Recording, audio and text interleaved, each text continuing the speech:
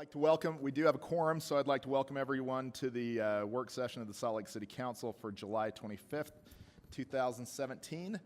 The first couple of items on our agenda are written briefings. One is the updated Memorandum of Understanding for American Federation of State, County, and Municipal Employees. The second is an ordinance regarding Central Telecom Services franchise agreement. And I know that there is a question, or Andrew wanted to bring something up related to the franchise agreement issue, so I'll turn the time over to Andrew at this point, even though it's listed as a written. Yeah, do we have anybody here, I guess, who could address it too? You what? Anybody here we could address the franchise agreement question too? Sorry. Ben, I guess you'll take my question? I can certainly take it. I can't promise I'll answer it. It's a potential franchise question that was related to a power utility pole. So not necessarily telecom in this case, because I read through the agreement. I didn't see anything in there about poles. But one of the issues that was passed out is recently on Emory Street, a cell tower was put up on the right-of-way within a utility line by Rocky Mountain Power, I believe. And because it is attached to power lines, even though it doesn't actually serve any, as far as I can tell from anyone I've talked to, any real engineering purpose to that line, it didn't have to go through a monopole process for a residential area. And it's not this is a Rocky Mountain Power, I believe, pole, but it's really a cell tower pole, and that's where it came into the telecom question for me, is that in our franchise agreements, is there a loophole there that's allowing poles to bypass public input process in residential areas? Because it seemed to in this case. And so, like I said, it may be a Rocky Mountain Power specific thing in their franchise agreement, but I wanted to bring it up in this written briefing and see if we can follow up on it. I'll have to follow up on it. I know there are provisions in the franchise agreements related to sharing of poles and adequate pricing, so we don't have a pole for every single company that would want one. Instead, they're shared, and it's a better use of space. But I don't know an answer to that specific question. Yeah, and in my talks with planning, this is not a planning issue because it follows ordinance. As long as it's in the public right-of-way and attached to a line, it's a utility pole, and they don't have to go through the same process a monopole would that was freestanding in a residential area. There's no public input. There may be some design input about the size of the antennas and things like that, but it seems to sort of avoid the intent of our planning process, and I'm worried about franchise agreements that have things like that in them. So any follow-up would be helpful. I'll let you know what I find out. Thanks. Thanks, Ben. Thanks, Andrew. Any other questions or comments related to either of these two written briefings? All right. Seeing none, we'll move to the third item on our agenda, which is a council report on the National Conference of Ending Homelessness. Last week, council members Mendenhall, Kitchen, myself, and council member Adams attended this national conference on ending homelessness in Washington, D.C. And before we really delve into what the four of us learned and brought back from this conference, I do just want to make a couple of points related to some issues that happened in our city over last night or early this morning.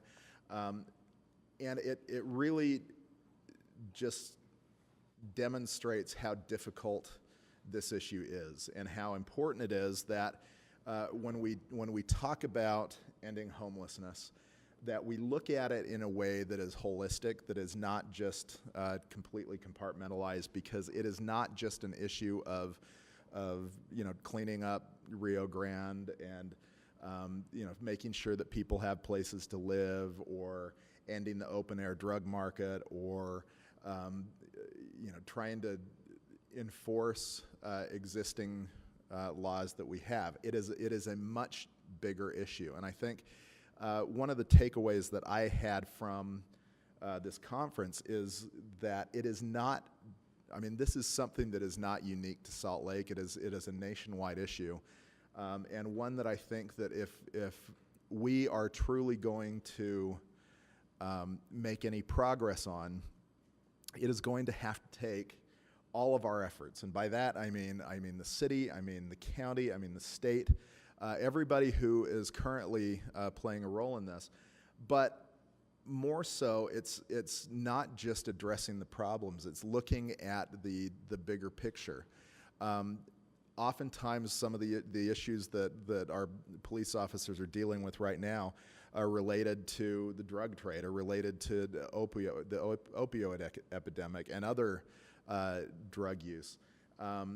There are issues with mental health coverage and the severe lack of mental health coverage and health coverage in general.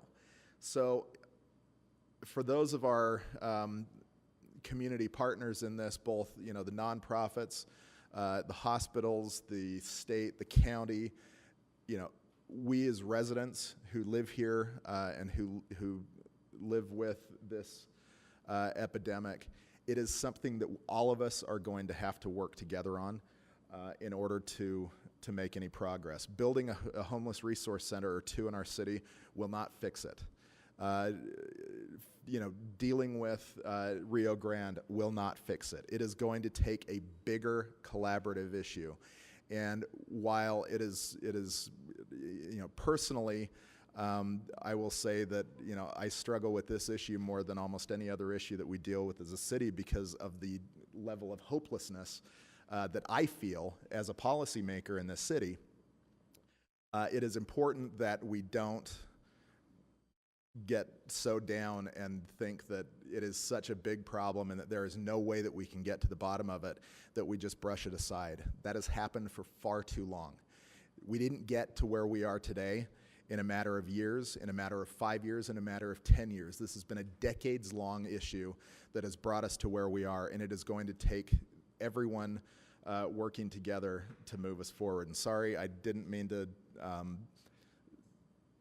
ramble on the way that I have, but this is something that just with a lot of the news that we're seeing, a lot of the issues that are taking place today in Washington, D.C., it is something that does weigh on me as a policymaker, and I do think that while it is fixable, it's going to take everyone thinking about this in a different way than we have been and that we currently are.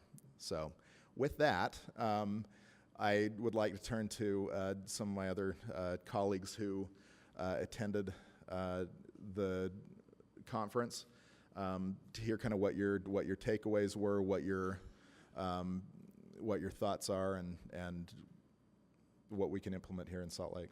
Mr. Chair, Councilmember Adams. I would like to ask that the great summary that Russell Weeks from our staff put together, that were some great takeaways, that be included in our record, because I thought it was really astute and he captured a lot of interesting things.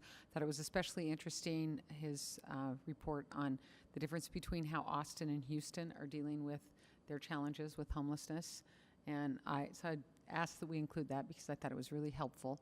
I felt like big takeaway for me was that there are probably 4 big things. First was everyone is facing this problem. People in Salt Lake think it is only us or that we have it worse than anyone else. It's really, really bad here, but it's really, really bad a lot of other places.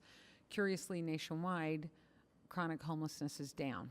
So that was an interesting takeaway. Another takeaway was the importance of rapid rehousing.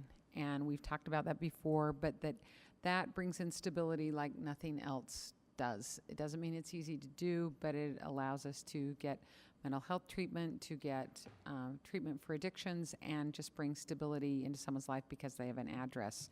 So I know as a council we're committed to trying to have housing, but I thought it was interesting that rapid rehousing is not stable, permanent, supportive housing. It's rapid rehousing that's temporary, and that was learning for me. Another thing was that folks who we're able to help with rapid rehousing also need help with learning really some basic skills like setting a budget and realizing that 30% of their income will not cover anywhere in the country, will not cover rent, and that we need to have them have buy-in and pay something, even if it's a tiny, tiny amount. So that was big. One session that I attended was on encampments, and the presentations were from Washington, D.C., from Los Angeles, and from San Francisco.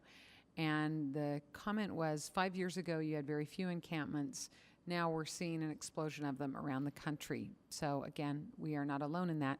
San Francisco, who, if you've been there recently, you know how significant their problem is, but they have found a way to deal with encampments that seems to be having success. Between May and June, they they had 11 encampments that they cleaned up and helped move, and only 2 have returned. 9 have not come back.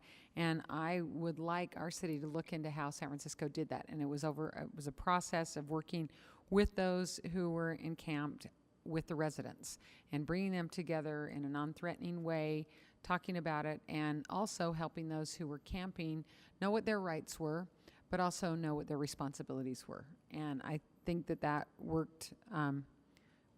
It's working pretty well in San Francisco, and I think that's something that we might want to look at. So I felt like it was worthwhile. I was happy I was there to attend, and I appreciated the council sending a number of us to go. Thanks, Lisa. I did just talk to Cindy. I completely agree with your assessment of Russell Weeks, one of our council staff members who attended this with us. His full and very thorough memo of the meeting. I've just asked Cindy to have staff post that online. So for those of you following online or listening at home, within a couple of minutes, that will be added to our council website, to this meeting agenda, so that you can pull that up and read that for yourselves. So, Erin. I'll tag on to some of what Lisa said, because I learned a lot in the rapid rehousing sessions also, and a lot of good examples from other cities. And one of those was Go Big on funding for affordable housing. That was actually the name of it, was Go Big. And it was an example of out of Santa Clara, California, where they recently passed a $950 million bond for affordable housing. And there have been several other municipalities in California and other areas of the country that have done bonds recently. Russell was in that session with me, and there were a bunch of good takeaways, and Russell's noted some of those. But one was that they utilized a data platform. This is, of course, Silicon Valley, and there's a business there that's a bunch of retired CIA people who built this data platform that the county purchased and uses to foster and continue transparency throughout their homeless services process. Now, the underlying part there is that there is an Office of Homeless Services at the county level that is in charge of homelessness in the county. And that's another conversation we could have, but I wish we had a platform and an office at the county, and that had this kind of transparency and public support building. Another great session was on including clients, users of the services in the design and the programming and in the ongoing stakeholder groups, and how important it is to support those participants with money by paying them to be at those meetings. You know, we go to meetings in this capacity or in your work capacity, and we get paid through this and through your jobs, but we don't, I think often enough about compensating participants from who are participating as clients, and how critical that viewpoint is.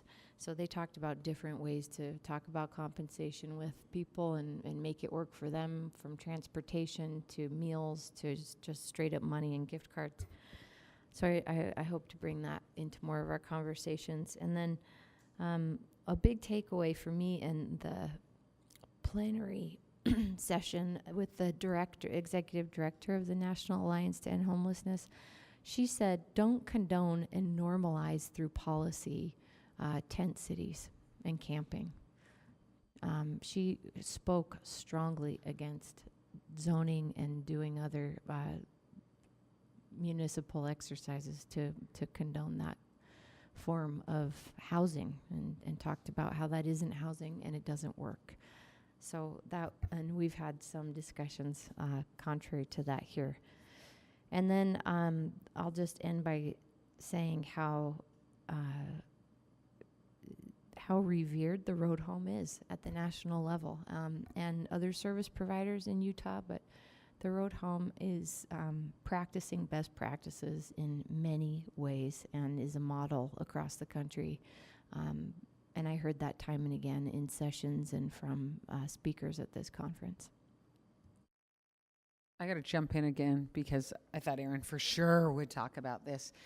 We attended a session that was the importance of having housing for single women without children, and that the fastest growing area of homeless folks are in women over is in the area of women over 40, and how important it is. So I'm really pleased that we have chosen to have a homeless resource center for single women, and they just stressed how critical that was and how sensitive we need to be to the needs of the women, and understanding the variety of backgrounds that they may be coming from and why we need to be really attentive to that. So we're on the right track on that.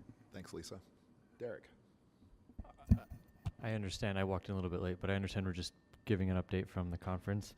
So I missed a good chunk of what Aaron said, but I heard a lot of what she mentioned. One thing that I really walked away with was a firm belief that we have to be talking more about employment. And, we spend a lot of our energy talking about housing and social services and healthcare, but I was in one conference that talked a lot about eliminating barriers for employment for individuals who are living in the rough or living on the street.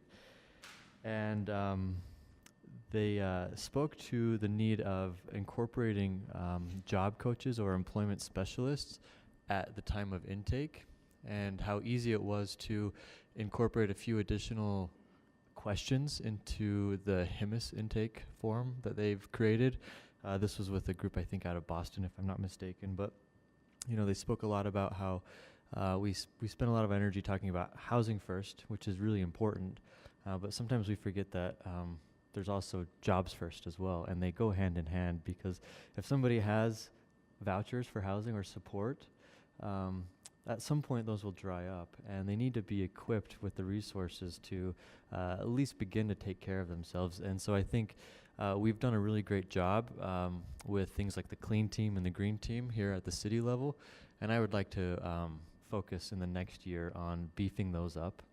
And I think that there's a lot of opportunity for similar programs. I had a conversation with somebody from Los Angeles about a program that they run that's very similar to the Green Team, the job training program for homeless women, but it was with their local bicycle collective.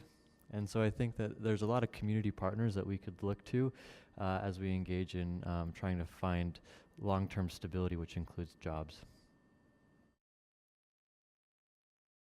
Great. Thank you all for your comments and experiences. And Russell, thank you for your memo, because it is extremely thorough. One quote that I wrote down, and I don't write quotes down a lot, especially during a lunch meeting, because most of the time lunch meetings are a colossal waste of time, in my opinion. But this one, and I can't even remember who it was, because it was after. It was Spark. It was Spark. Okay, so it was after Secretary Carson's speech, and it definitely was not a quote from Secretary Carson, but it was from, who was it? Aaron? Spark? SPARC is the group. Okay, and what they said is, justice is not something you pray for; it is something you implement. And I think regardless of what we look at, regardless of which policies we are looking to implement, That is something that I think if we keep in mind, it will help to guide and direct really what we're trying to do. One of the things that I think was that Russell mentioned that I also noticed is that in the states that expanded Medicaid, it was seen as a game changer in many of those states. That they were able to do things with mental health funding that they had been unable to do before. Utah is one of 19 states that did not expand Medicaid. We can debate whether or not that was the right decision for us. But when we look at, or when we hear from the examples of other states that did expand Medicaid and the services that they've been able to provide on the mental health side, it is something that I think if our state partners are interested, is serious and is interested in helping as they seem to be, this is something that I would strongly encourage them to look at this coming session, because without better funding for mental health issues, a lot of the stuff, whether it's rapid rehousing, whether it's employment barriers, if you are not in a frame of mind where you're mentally healthy in order to do this, none of those programs will work. It all is really dependent on adequate mental health funding, and so that's something that really jumped out to me, just how beneficial Medicaid expansion was for the states that did move it forward. Any comments from council members who were not at the conference, or questions? Then I want to thank all of you again, and again, this is something that we are going to be working on for a long time. It's something that I believe we as a city take very seriously, and David can correct me if I'm wrong, but I feel that the council and the administration are together on this, that we believe that this is something that we can find solutions to, but it is going to take work and collaboration and lots of partnerships. So thank you. Mr. Chair? Yeah, Andrew. I say amen to what you said earlier. I think that as a policy board, we also, aligning with what you said earlier about the road home and other providers, a lot of best practices are being implemented. But they're implemented in small scale because they don't have the funding. And they're also overlooked because they're not very visible. So the road home, if 2/3 of what they're doing is best practices with families to get them rehoused, but you don't see that because you see Fifth West, we may feel like we're failing completely, and we're not. And so as a policy board, I think we also have to be very deferential. Be careful what I'm saying here. Be willing to be deferential to best practices that are being done and fund them. And make sure we're aware that a lot of things are happening that need support in various ways, versus us say we want more of the rapid rehousing or more of the mental health assessment up front, or whatever it is, the specific techniques or interventions. So I want to make sure we're clear about what we can and maybe what we should probably defer on doing as a body. Thank you, Andrew. All right, so the next item on our agenda is item number 4, an ordinance about small-scale food production text amendment. Tracy Tran and Nick Norris are both here, and so Tracy's going to join us.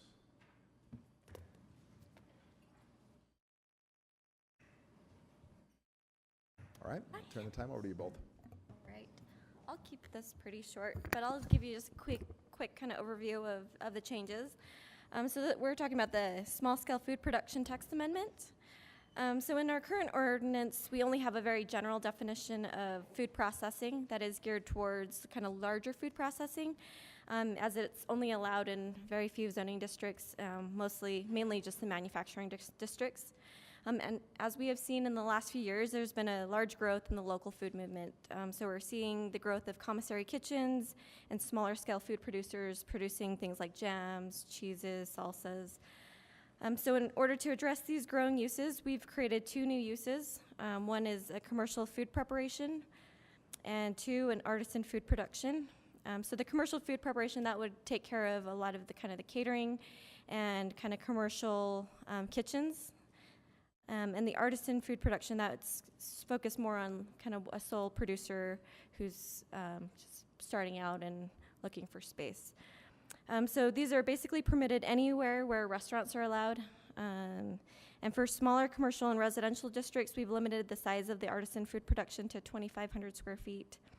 And in addition, to ensure street activity for these smaller commercial and residential areas, we've added a provision that would require an on-site retail sales component for the artisan food producers, just so that there is some street engagement and some activity. And lastly, the parking for these uses were also reduced to 2 per 1,000 square feet of usable floor area. And if this change were not made, the parking for these uses would fall under the catch-all category of that would require 3 per 1,000, 3 parking stalls per 1,000 square feet of usable floor area. And one thing to note that we noticed as we were reviewing these changes, that the the streetcar zoning, form-based zoning that was adopted about a year ago. That process was going along with that process, and we noticed that 2 of those categories are actually missing from these changes. So we wanted to see if you wanted to make sure to include those, and we'll add the 2 uses to those tables. Great. James. Yes, help me understand a little bit more about the retail component for the CN, CM, and the RMU. Is there a percentage that you're looking at? What is it? So somebody could just have a little rack up there that says, here, buy some peanuts. This is... The idea is for them to sell what they're producing on site. So what we wanted to avoid was if it was solely just food production and they would just go there to make things and leave, and there was actually nobody going into the stores, and a lot of those smaller neighborhoods, CN, CB, we want that street activity and people in the neighborhood to be able to go to those areas. So it does, the definition says that basically they're selling what they are making on So site. just giving them the opportunity to do the point of sale Correct. from their place. Mm-hmm. Yeah, okay. Great. Aaron. I love this, and there's a commercial bakery entity on Logan Avenue that has changed business many times, but it's basically always a bakery. And you can go in, and typically you can buy a little bit of whatever they were making that day. And there's nowhere to sit down. It's pretty informal. And that bakery off of, by the Sonic off of 13th South, but it burned down. And they made the best pitas, and it was kind of weird to walk in there because it felt like you shouldn't be there. But it was weird. But they made the best pitas in town, I tell you. So I think this is great. My only question is about that limited 2,500 square feet. And I wonder if there are obstacles in other zoning, in the zoning that this would apply to, or I should reorient that and say, are there opportunities where we could encourage more smaller square footage development to happen that could foster this kind of business? And when we went to the city that starts with a P that I won't name, and some other Pacific Northwest areas, the really rich in pedestrian experience areas that we went through, we talked to a lot of developers who would say, the way I got this was by putting small units in, and then we can have these local companies and local startup businesses afford the rent. So I always want to see that happen, but we end up with 5,000 square feet retail, and then we can only get national type entities or really big entities in there. So do you think that there's opportunities for us to make more small square footage? So smaller than 2,500 square 25 feet? and smaller, yeah, 25. So we've focused, so it actually catches, I think, a lot of the smaller neighborhoods. So all of the RMU, all of the mixed use and residential uses where this is allowed, we have limited that to 2,500 square feet for the artisan food production, and then the smaller commercial But CNCB. Is there a way that we can encourage more of that scale of development? And that could be a question for another meeting. Yeah. I think there's a difference between encourage and require. Sure. Zoning does a lot of the required aspects, and maybe there's some other things that the city can try to look at to encourage that sort of thing. But from a zoning perspective, where the 2,500 square foot limitation, it's consistent with a lot of the other land uses we have in the smaller neighborhood commercial districts and mixed use districts, in the sense that that's the locations where we do want to keep these small, so we don't have these giant manufacturing facilities in our neighborhoods. But they are keeping them small. But trying to extend those and keep that 2,500 square foot cap could potentially be a real limitation in other zoning districts, take the CC district, which happens to be a lot of it along State Street. If we did something like limited to 2,500 square feet, then we could be discouraging, I guess, kind of that next step in growth. Yeah, right. And I'm sure zoning isn't the way actually to go about this, but a conversation with our economic development department is the way. Anyway, thank you. I think this is a great change. Other comments or questions? All right. Well, thank you. So tonight we will be setting the public hearing date, and we're planning on holding a hearing on August 29th. So those are the next steps for this ordinance. So thank you very much for your work. And in terms of Yes. including the streetcar form-based code changes, or including those uses, or am I hearing I should do that? Is that something you'd like us to I work think- with yes, staff, I would say yes. city council staff on? Uh-huh. Okay. Please do.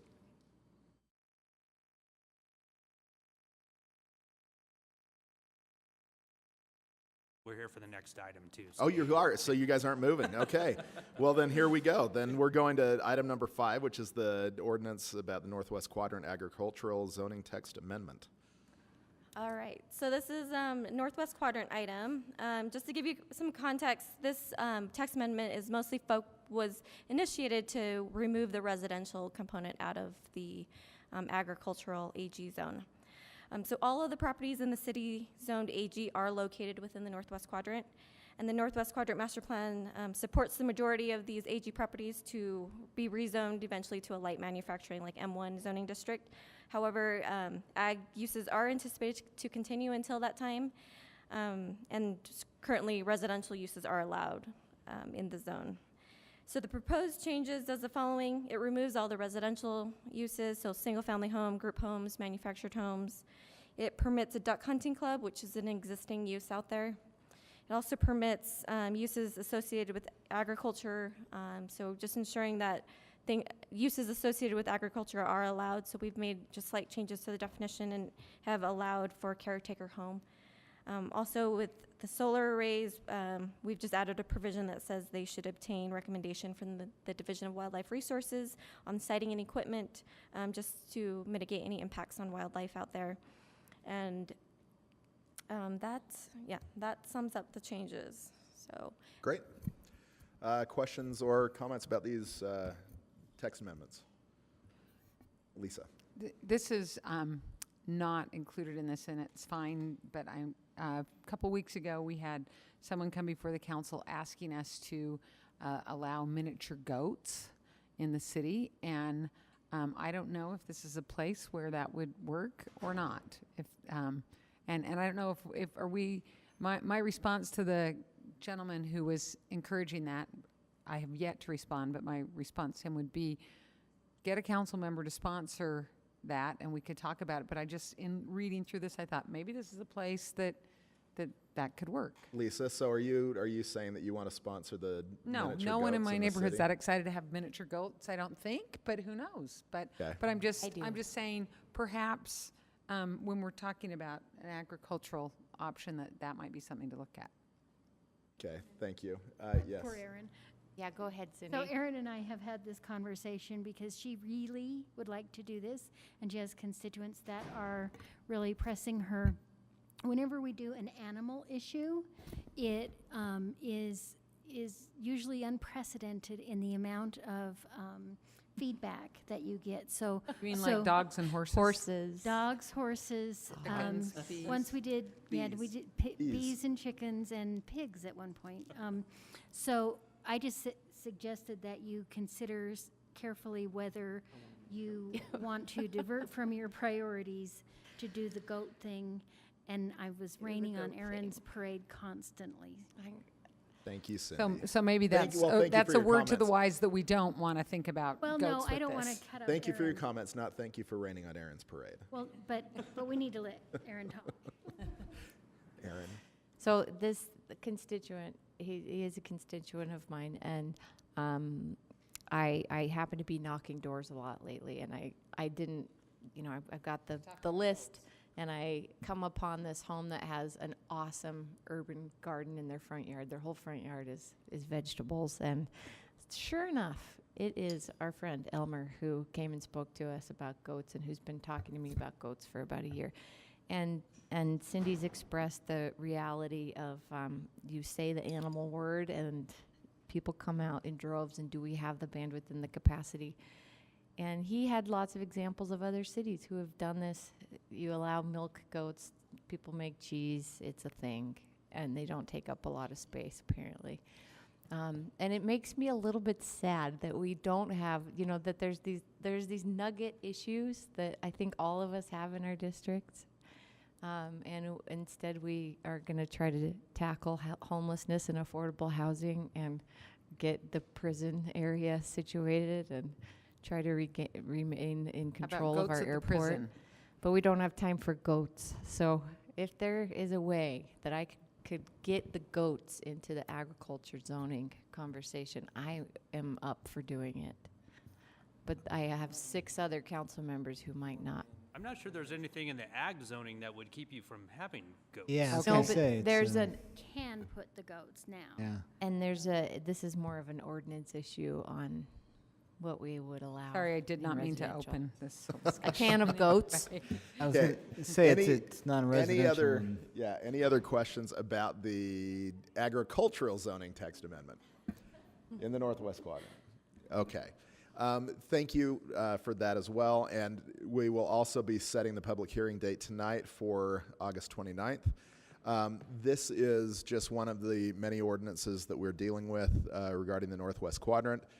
So for anyone listening who is interested, Salt Lake City is moving forward at a rapid pace with Northwest Quadrant zoning issues. So I just wanted to make that point known as well. So thank you for planning staff's work on this.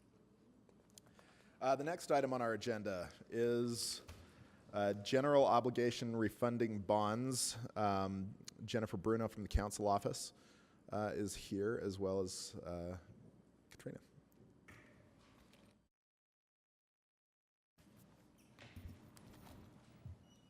Marina Scott, City Thank you. Treasurer.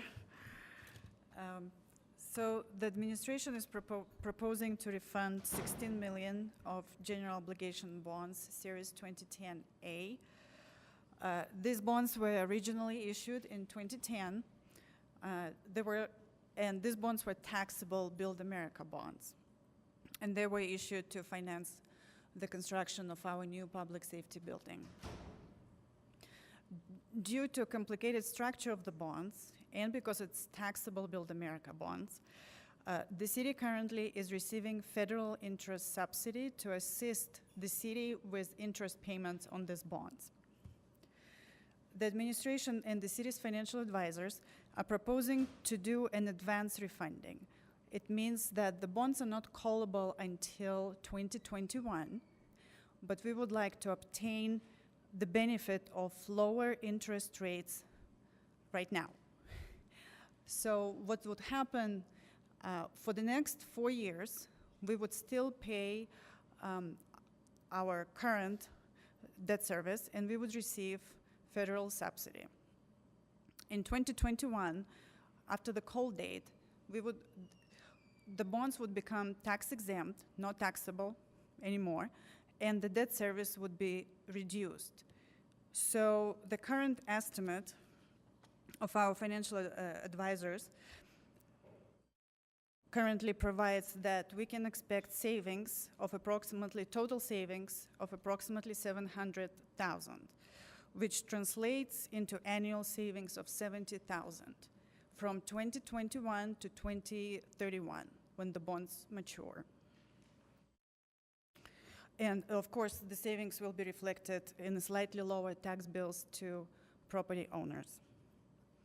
So if the City Council decides to proceed with this refunding, the current plan calls for adoption of bond resolution on Tuesday, August 8th, and sale on September 13th.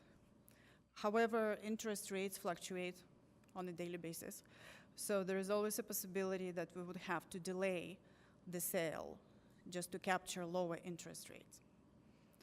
That's all I have. Okay. Before I take questions or comments from the council, I just want to thank you and your staff for being as proactive as you have been in finding this savings. I think that it is it's great when we get this kind of news that, you know, just through a simple, you know, refinancing of our existing debt service that we will be able to save about $700,000. And so thank you for bringing this forward. It is something that I am excited about. Anytime we can save money on something, it's great. So thank you for your work. Thank you. Questions or comments? Okay, Erin? 2 points. It's really exciting to have the administration say that it's a good time to bond, and we have more conversations to have in this vein. And second, I would like to see this recognized savings, assuming that this goes ahead, considered for the 2018-19 budget discussions with our police union and the fire union as we talk about compensation and benefits for those public safety entities that this bond was originally created to build a building for. Great. Thank you, Erin. Other comments? Jennifer? Clarification on that, just because of the way the mechanics of this refunding works, and I wouldn't want the council to have an unrealistic expectation about what we might be able to see in next year's budget. Because of the way the GO bond law is set up in the state, we can only charge to taxpayers what our payments are. And so if those payments are lower, we're not allowed to charge taxpayers the same. And so the taxpayers would see the savings. It wouldn't necessarily be something that the city would be able to use for something else, for example. But there is a capacity, a willingness, I think, as budgets go, in how much we're willing to request of taxpayers. And right. So you could say lowering your opportunities. GO bond payment, and maybe that could cause the other tax rate to float up. Right. Yes, thank Great. you. Sorry. Thank you Sorry, for I that misunderstood. clarification, Jennifer. Great. Seeing no further questions or comments, thank you very much again for your work. At this time, we are scheduled for a 20-minute break, but since we started late, let's cut that in half and just have a 10-minute break. Still plan on coming back at 5:15, which is what the time is on our agenda. And when we come back, we will talk about the Transportation Advisory Board amendment. So, thank you.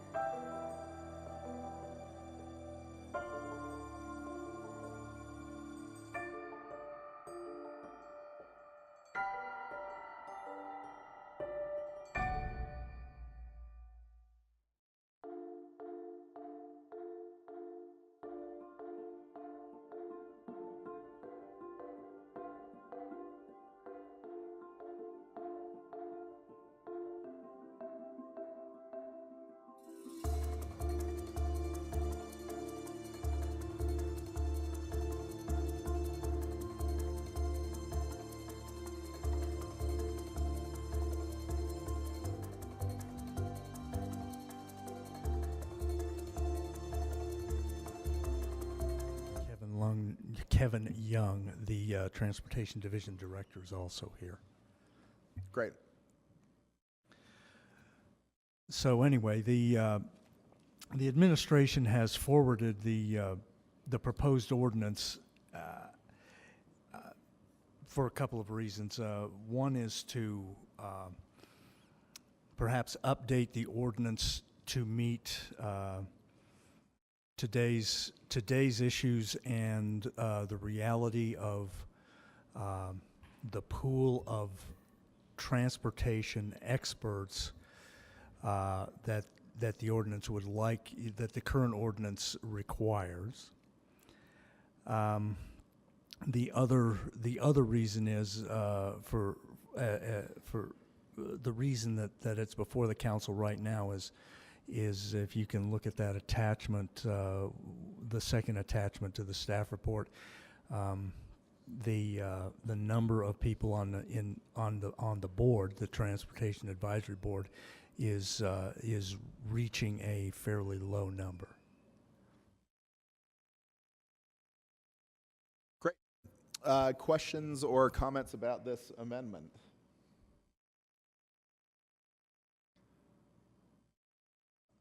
All right, well, oh, they're checking.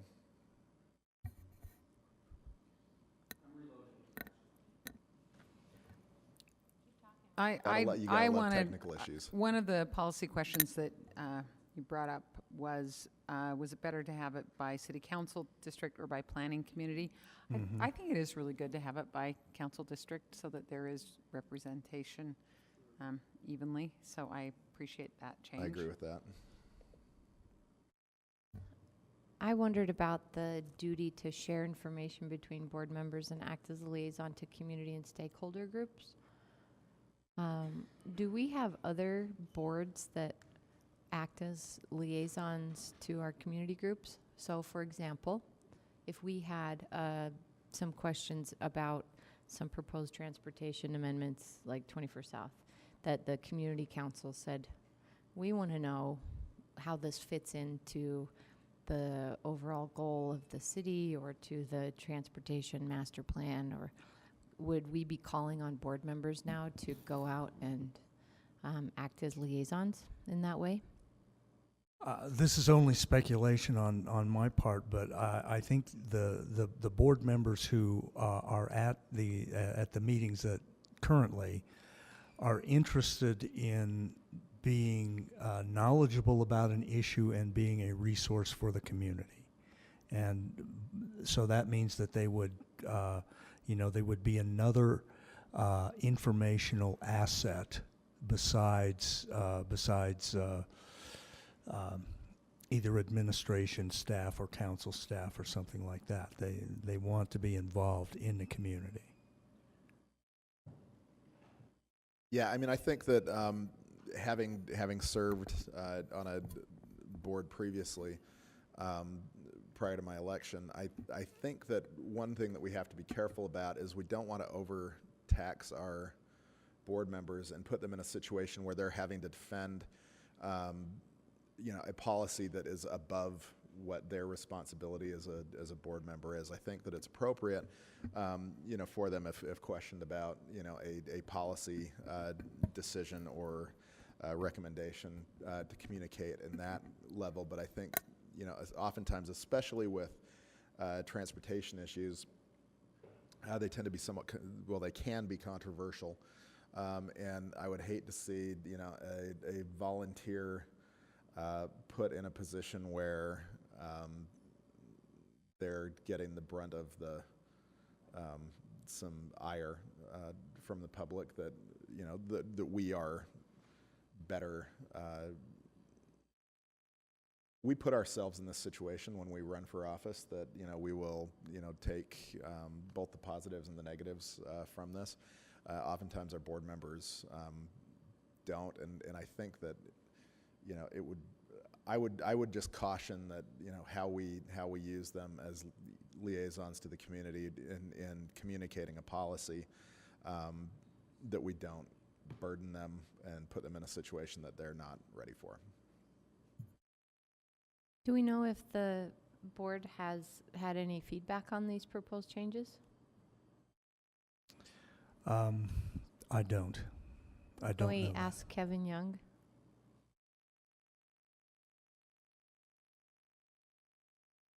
Hi, Kevin. Hello, Kevin.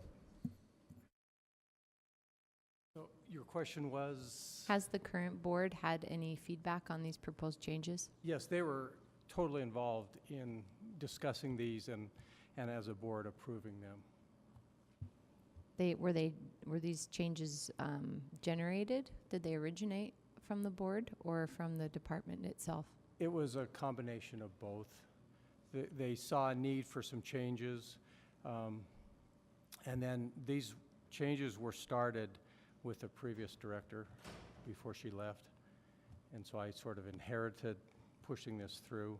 But the board, at a number of meetings, they discussed these changes, and they weighed in on what they felt were, some of the duties and issues that were needed to be updated and to better reflect what the board did. Okay, thank you, Kevin. So, it's council staff's opinion that one of the major points that council staff is seeking direction from the council on is whether to retain the language that requires a member of the academic world on the board, or whether Which was the question I had. Okay. I think my perspective is that it's really important to have someone with academic expertise, and I know the suggestion was perhaps having it be architecture and planning. Do we want it more broad than that? And just leave it with as academic expertise, have it that rather than transportation expertise or architecture and planning? Or could that just lead to some English major like me? Or like me. I hadn't thought about just having a member of academia.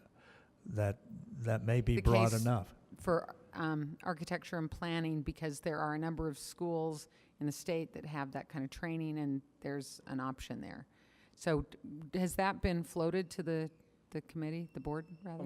Yeah, it has. One of the reasons we propose a change as it's written is because we just have trouble getting somebody that has transportation expertise to be on the board and come to the meetings. It's been very challenging. So the goal in the wording, and it could be changed to maybe include the architecture and planning and transportation, or something that it just broadens the pool to choose from, because we've had trouble. It's just really hard to get somebody to come down. We've had a few that have been very active members initially, but in the last few years, we haven't had that opportunity to have them come and be an active member of the board. So our goal is to open that up so we just have a better pool to draw from. Council members, I would be in favor of expanding that definition a little bit, but keeping someone from the academic arena on the board. Well, Thank you. Aaron? Oh, Andrew? yeah, wasn't one of the intents to keep someone from the University of Utah particularly on this board with that academic experience? I mean, it's very limiting, but was that part of the Well, I think, desire? this is going back, this board was Yeah. initiated in 1990 something, so it's been Seven, quite a yeah. while. I think they were looking for somebody who had, because it was a transportation board, they wanted that transportation experience and somebody that could help, the board, particularly when it was new, kind of be guide and help other board members understand transportation issues. And so if you look at the way it's written, it says that somebody from transportation academia, but also you can have somebody from the U on the board. We've never had both on there. It's either just been the one. And so we're just looking at a way. So our intent in the wording we put in was to expand it, that somebody from the U could be on the board. Yeah. And it could be from transportation, it could be from planning, or it could be somewhere else. Okay. Like I say, we're just trying to find a better pool to choose from so we can have members that will actually be there. As Russell said, the numbers right now are Yeah. we're dwindling, and it's been hard to replace them. So I would be hesitant to change that particular position on there and limit it. If the purpose is to get expertise in a particular area or areas in planning, transportation, I think we might be better served to try and expand it through the other things you've talked about. I'm not sure that expanding to a city council district is more more options than the planning districts necessarily. But if that's what the feeling is, I'm willing to support it. I just don't think trying to expand it through that particular position that's very unique and specific to that need maybe is the way to go with this. So I'd like to keep it somewhat limited to what you guys have recommended as far as the expertise, the academia expertise. And to that point, Andrew, I think that having somebody from the University of Utah, I agree. I mean, I think that when we look at academic institutions, the University of Utah does have a very direct role in the transportation issues that Salt Lake City's dealing with, just because of the numbers of people who work on campus and commute, and the students that also commute. You know, in the past few years, I think the transportation has developed a collaborative relationship with the University of Utah. I mean, there are a number of different plans that have been implemented that the University of Utah has been very instrumental on. The Foothill Master Plan, or Foothill Plan is one that the University of Utah came in as a funding partner on, as well as the Utah Transit Authority. That's the kind of a collaboration I think that that's really important for traffic generators like the University of Utah. So I would agree that I think that the changes that have been put forward by transportation regarding this position do make sense. Other comments or questions? So what are we recommending? This is what I heard, Mr. Chair. One is that most of the ordinance would be adopted as written, and that includes having people from, having members of the public represent council districts instead of planning districts, and that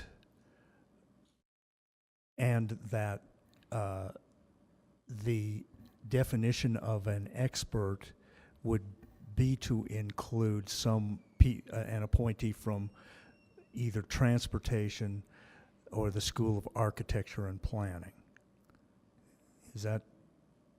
I just want to say I'm opposed to that.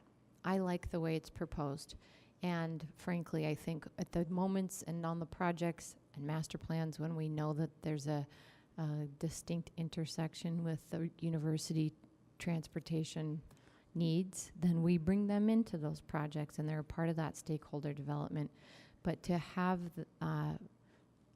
I will say that overall I'm disappointed in the lack of the university's partnership on projects that benefit the university, and that what you noted is an exception to the rule in the experience I've had, and allowing them a seat when the only other representatives are from constituents from each of our districts, even if that person were an academic expert in urban planning and transportation, that position could be used to leverage a benefit to the university as an overall, which I think is not something that I want to do in every meeting of our Transportation Advisory Board.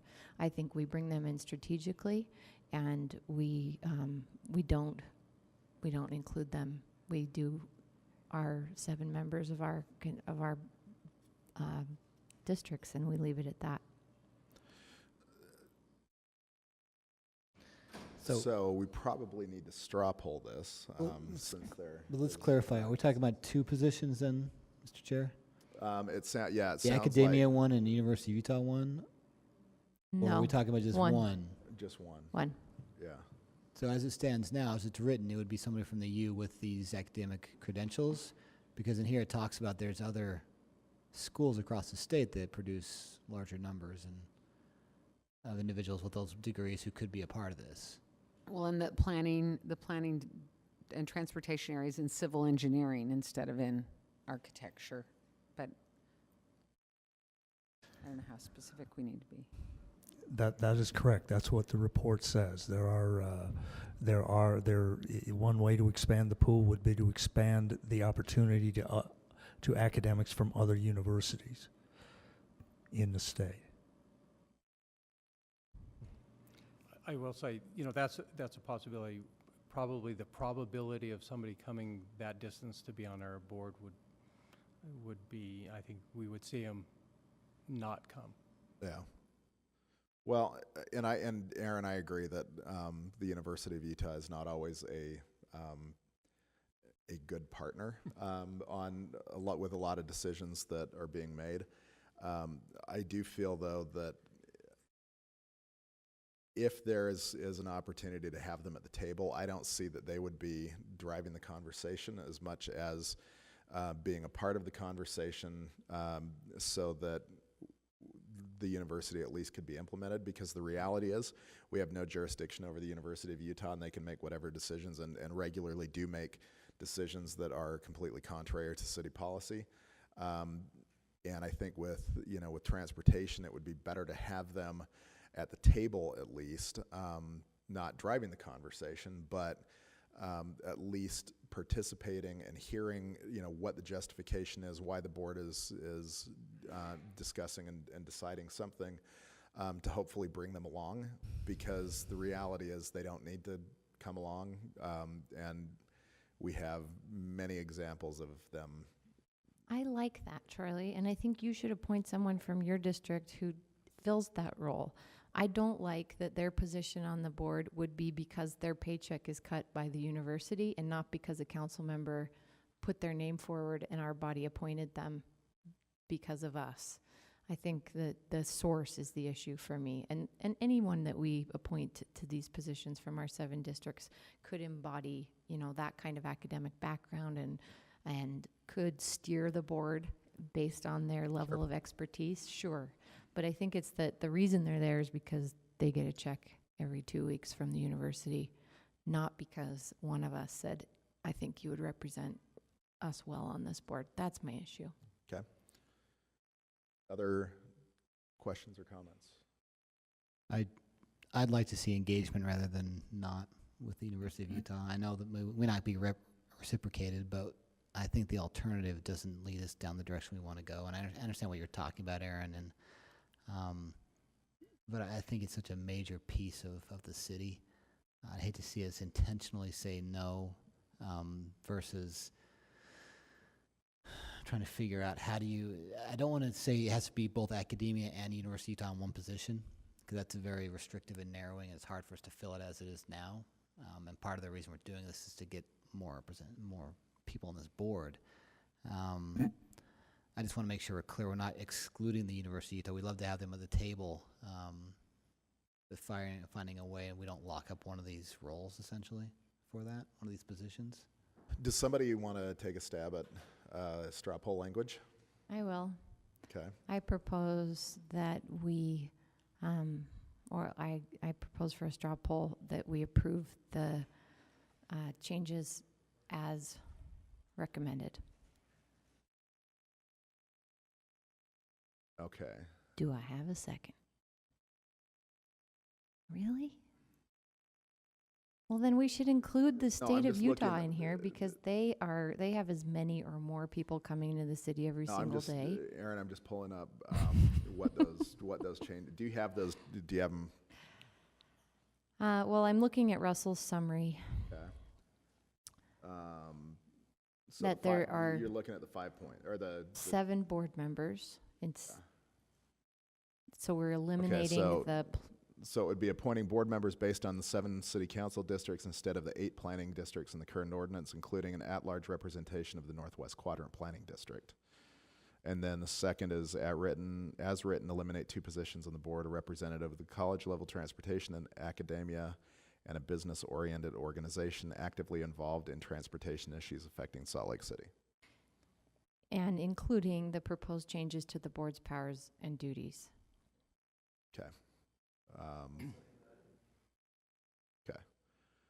Any discussion to that?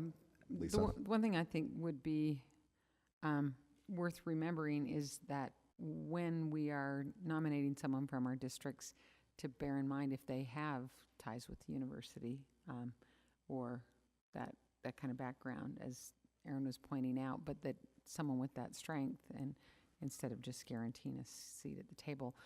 How it sounds like the attendance from the university representative has not been consistent. Is that correct? I'm sorry, we were. Yeah, that's okay. I was just waiting. Historically, the attendance from the university representative has not been consistent. It depends on who the On who person it was. is. We've had some that have been very consistent, and then others that have not. Kind of like on any board. Yeah. Okay, Just by way of example, the current board chair is Reed Ewing. right, and he's great, yeah. I'm eliminating Reed's position.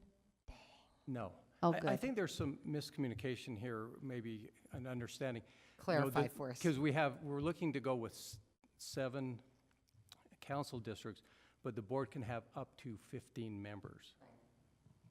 So we're not, by So it's not doing just that, a we're not. seven-person board. What's that? It's not, you're not recommending it just be a 7-person board? No. We're It just still eliminates the requirements of those 2 specific categories. as transportation academia, but we still list in there that you could have somebody from the University of Utah. And that would go through an advice and consent process, as it already would. Correct. Okay, so we have a motion to take these 5 points that are listed in the briefing. James seconded. Any further discussion? Thumbs up that you support that straw poll, thumbs down that you oppose it. That passes unanimously, with Stan being absent. Great. If there are no further questions, we will move to the next item on the agenda. We have 3 individuals from the Wasatch Front Regional Council: Ted Knowlton, who's the Deputy Director of the Wasatch Front Regional Council, as well as Andrew Gruber and Callie New.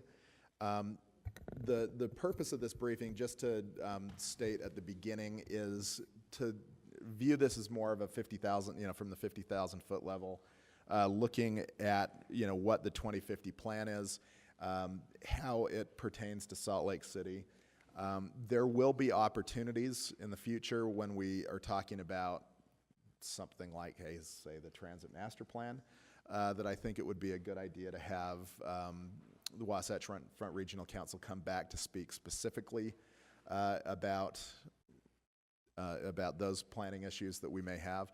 But the discussion today is mostly for them just to introduce and discuss the 2050 plan, and not get into- Mr. Chair, if into I some may, of the specifics. other Russell? goal was simply to note that for this phase of the 2050 plan, public comment for this phase of the 2050 plan ends on August 7th, and this would help anybody who's listening or viewing to have the opportunity to comment before that date.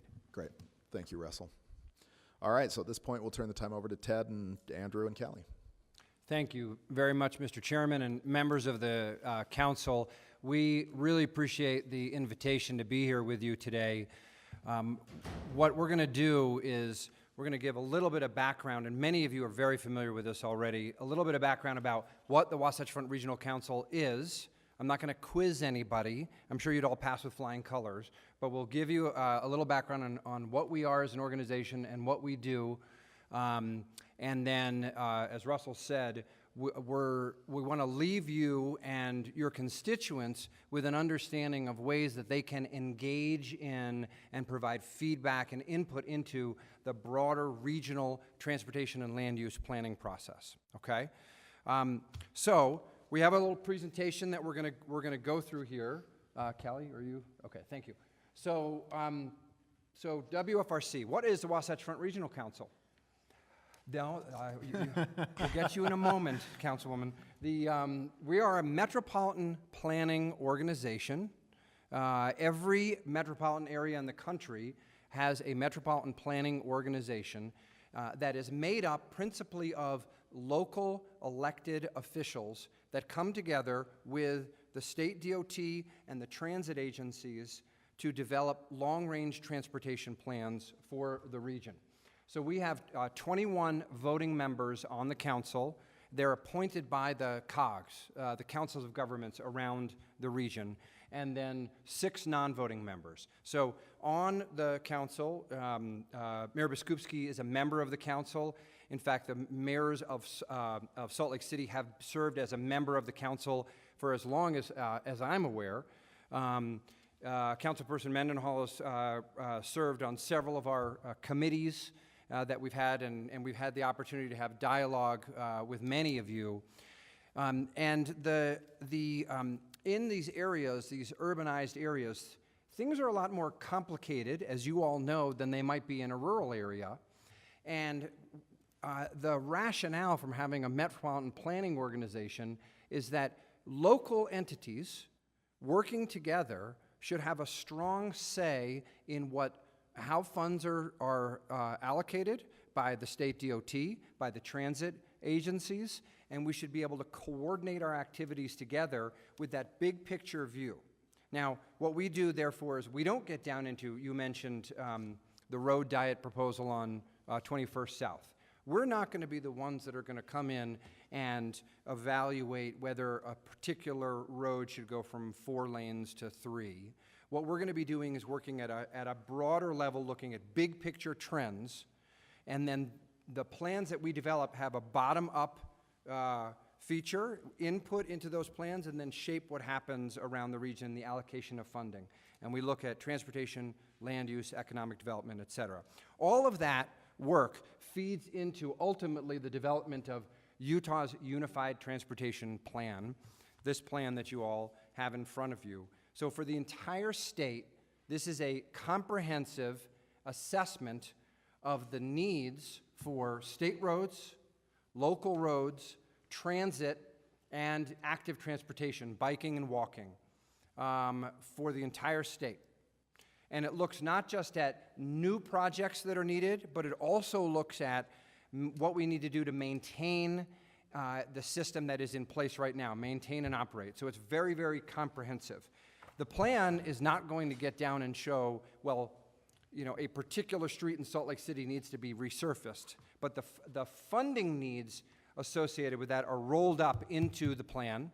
And then what you will see in here is a list of major projects that are needed, major capacity projects. And the plan goes from 2015 to 2040. Now, as Russell noted, we're in the process of developing the next version of this statewide plan that will go from 2019 to 2050. And so in a sense, that's the capacity in which we're here today, to give you guys an update on the development of that next version of that long-range plan, make sure you're aware of it, and then also invite input and solicit your input from you as well as from your constituents, okay? So the other thing that I just want to note that we do before I turn it over to Ted is that we allocate funding, about $25 million a year annually around Salt Lake County in a variety of programs that we have to fund transportation projects. So just for example, in the last few years, the 13th South Bridge at 600 West, the reconstruction, that was about an $11 million project. We funded about $10 million of that project. That was completed about 2 years ago. The 3rd North Ped and Bike Bridge over the railroad tracks, we're putting in about $2.5 million of what's about roughly a $6 million project. We funded a lot of green bike expansion here in Salt Lake City. So that's a portion of what we do. We develop these long-range plans, and then we have some funding sources available that match with money that you're putting in and other sources are putting in to move these projects forward. Okay, so I'm going to turn it over to Ted Knowlton, who is our Deputy Director and who's also a planner extraordinaire, and he's the head of the Utah chapter of the American Planning Association, so really gets the intersection of transportation and land use. And then to Callie New, who is also a planner extraordinaire, right? And she's focuses on transit planning. So with that, Ted. Okay, great. Thank you, Andrew. Appreciate your time today. So we're aware of all aware of the fact that Utah is growing very rapidly. These numbers that you're looking at on that screen, they just came out a week ago from the Gardner Policy Institute. And here's what they're projecting out to 2050, 600,000 more people in Salt Lake County, 50% more than are here today. And I think that you really know this better than most people, that this is happening in a valley that's almost built out. So there's 40,000 acres of available land in Salt Lake County, and so you can imagine what 600,000 people will look like in 2050, what that kind of growth might mean. And it could mean lots of different things. Ultimately, what happens in a lot of metro areas is that individual communities will do a great job of planning and thinking about local issues, and then regional agencies, MPOs, DOTs will react and then say, okay, well, based on that, let's put a transit line here and a road here. The concept of what we're trying to do is to ask the question together at the same time. What kind of infrastructure do the Royal we want to have, and how does that fit with land use patterns and planning over time? Let's have the conversation together. Or as Yogi Berra put it, if you don't, we want to know where we're going, so we wind up in the, and I've changed it. He's actually my father, so I can do that. And so the nickname of that process, and it's actually the nickname of our regional transportation plan, is Wasatch Choice 2050. In other words, the choice we can make, together. And the notion of this, and Andrew talked about it, is that it's grassroots. So our staff doesn't develop this. We develop it with you through a process of listening and laying out some choices. And the focus is really on coordinating development and infrastructure and how they interact with each other. And one of the other nice things about it is that it's taking a big step back and saying, what's the quality of life that we're going to be able to achieve across the whole metro area? What are those big metrics, like how clean the air is, for example? And ultimately, it's not just a vision. Sometimes when people hear the word vision, they think, okay, well, that's fuzzy. And this is not fuzzy because it is formalized into the regional transportation plan that Andrew talked about. We took a step back and we just kind of asked ourselves, well, why would Salt Lake City want to care about this? And here are some of the reasons. One is that this is a way for you to feel like, okay, I want to tell UDOT and UTA that I want this accomplished on this street corridor. I'd love this kind of transit improvement to be created, and I wish that they would do this or that. Well, they're not just going to, we're going to have the conversation together and think about how those things fit together. How can we provide enough riders, for example, on a new transit line so that the transit line actually gets built? That's one thing. But there are some formal reasons. One is that all regional projects, they have to be in this plan in order to receive funding, and this is the way that priorities are made about when something is implemented and how it gets funded. And then the last thing, which I think matters a lot, especially because you're the central city, is that this takes a broad look at long-term regional quality of life. And you know this, a lot of that has to do with the health of the central city, right? As goes the central city, it has a huge effect on the metropolitan area as a whole. So a few of the things that have happened to date, this is giving you kind of a quick looking back and then we'll look ahead, is that our council has adopted a set of regional goals. These now serve as the foundation for all of the decision-making that happens at Wasatch Front Regional Council. And I'm not going to read through these, but I'm just going to note that they're broad. They're not narrow, focusing on good things like reducing congestion, but they're broader, looking at that plus many other things, such as air quality and water use and open space and many other things. The process in a nutshell that the Wasatch Choice 2050 is going through is laying out different long-range scenarios. What would happen if certain kinds of transportation investments are made dovetailing with the kind of planning that you would want to do in exchange for that. I'll give you one example. If there was a streetcar line that extended southward from the Sugar House streetcar line and went all the way to Holiday, that affects multiple cities. How can we possibly have the conversation about that without convening the cities and asking the question, what would you do with your plans if that were to happen? Do you like that idea? Is it something you want to work together to achieve? Just for the record, that's not in the plan right now. Yes. I'm giving you a hypothetical, and also still to just help you kind of just get excited or freaked out, one or the other.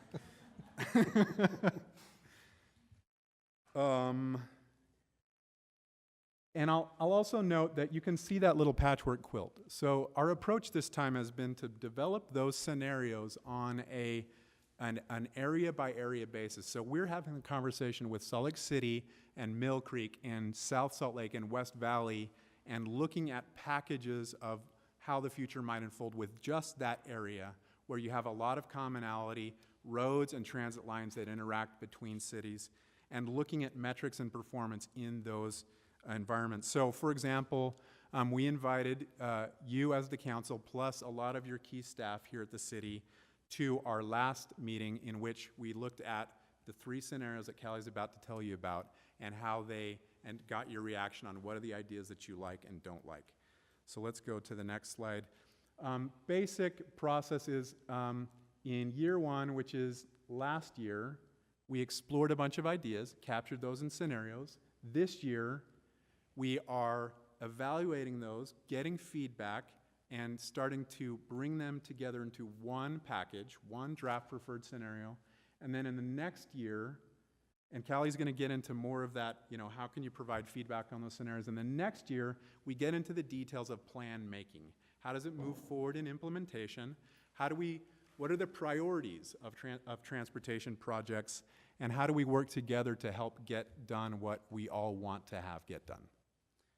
And so with that, Callie's going to tell you about these scenarios and how to provide some input. Yeah, so as Ted said, these were developed based on feedback from city, county staff, and elected officials, as well as our transportation partners. And so all 3 scenarios, we hold the county population constant, we hold the number of jobs constant, as well as the transportation expenditure.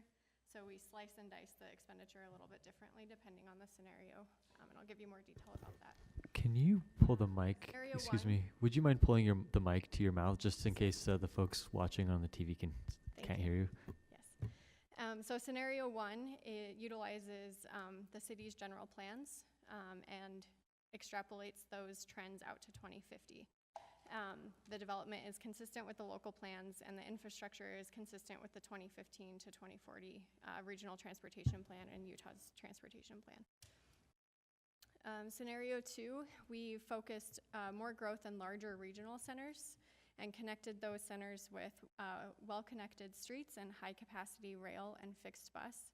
We also had active transportation routes that were centers-based, so a high grid of walk-in bike infrastructure within the city centers.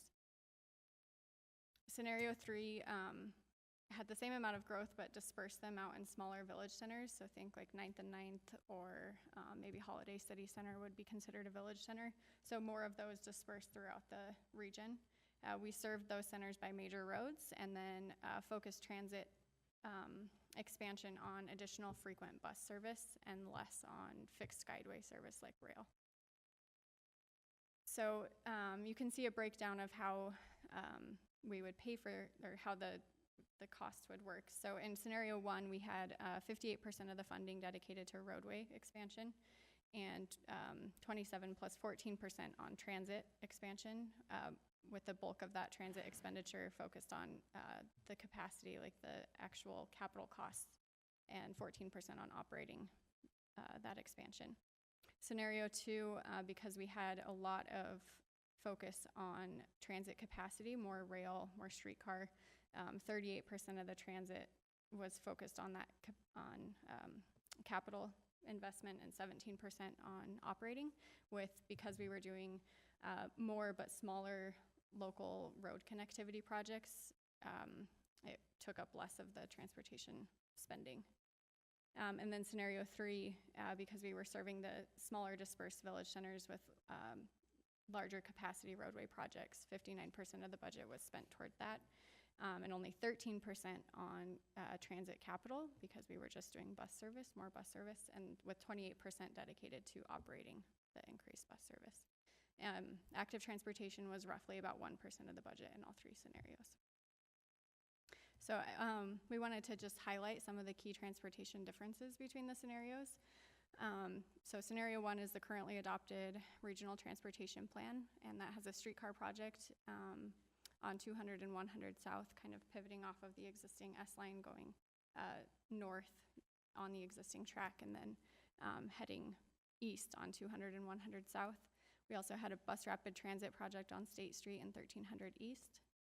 Scenario 2 utilizes the existing TRAX lines, but adds an additional line called the Black Line that would service the airport to the University of Utah. So it alleviates the bottleneck at 400 South and kind of increases the capacity of the system.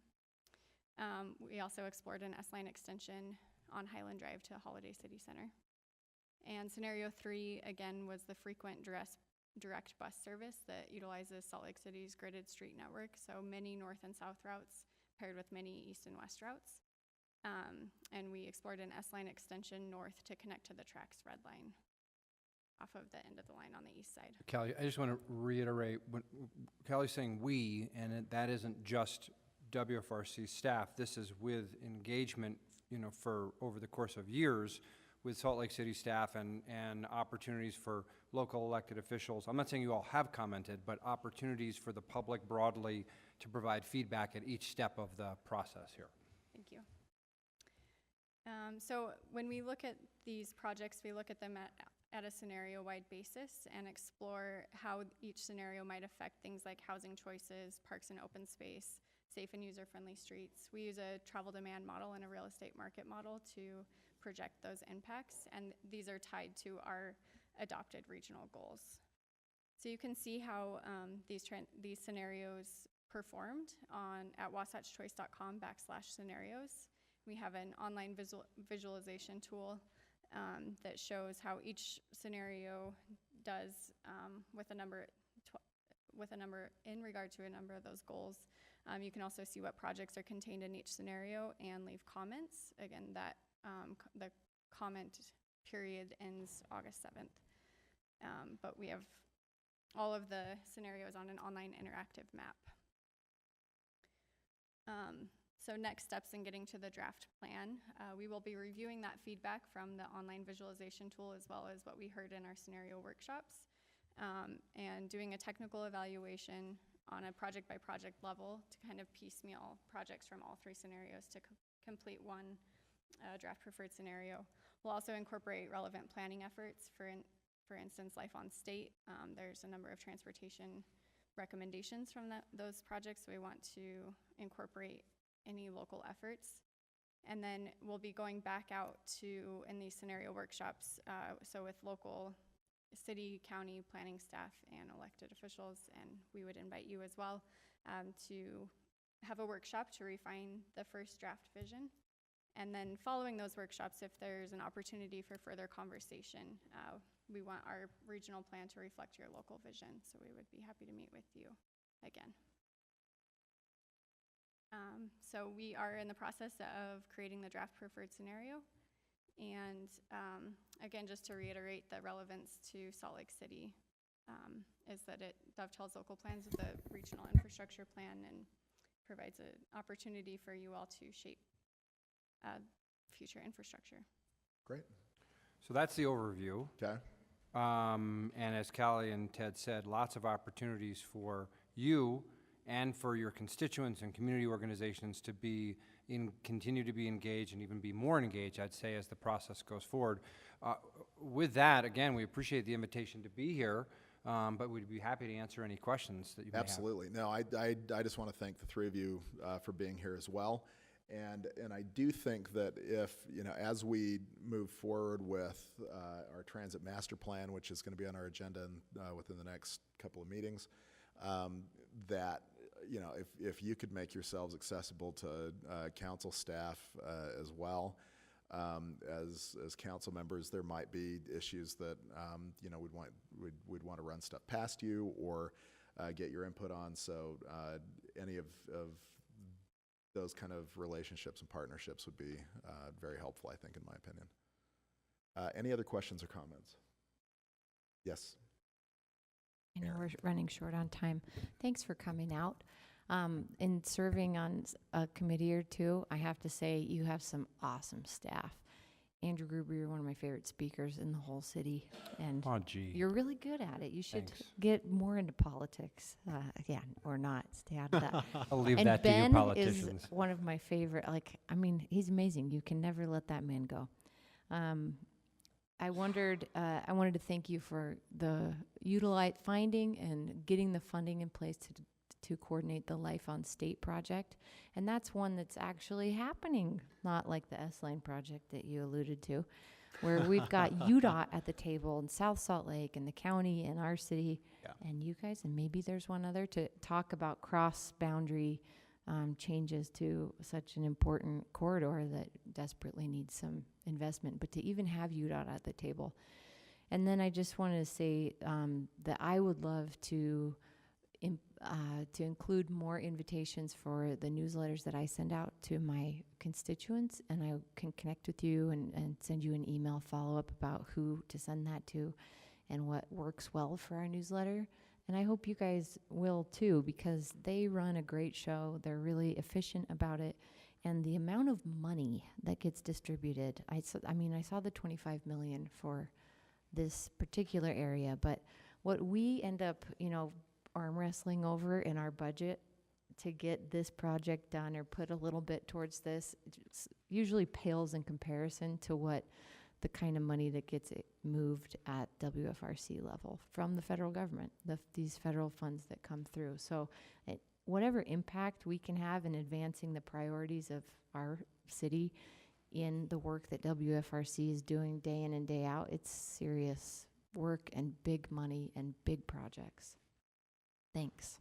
Well, thank you. We'd really value that and would be happy to provide you information to put in your newsletters, all of you, and continue to work with you and also the awesome staff in Salt Lake City who are really involved with us as well. So working with all of you, we'd be happy to do that. Great. Other questions or comments? Just one, Mr. Chair. I want to make sure the last opportunity for the public to comment on the 3 scenarios is August 7th. Is that correct? Got it, yep. And yes, and then we're going to go from those 3 scenarios to putting together a preferred scenario, which, as Callie said, is a hybrid, and then we're going to be bringing that back out. So there's going to be a whole nother opportunity for public comment when that preferred scenario is developed. We love public comment. You getting that sense? Okay. Hey, thank you all very much. Thanks. We really appreciate it. We have several board interviews tonight. I want to change the agenda around just a little bit. I know that we have Laura Fritz is first on our agenda. Laura, if you don't mind, I'm going to have you go last because we do have some other residents who are going to be appointed who may have other plans tonight.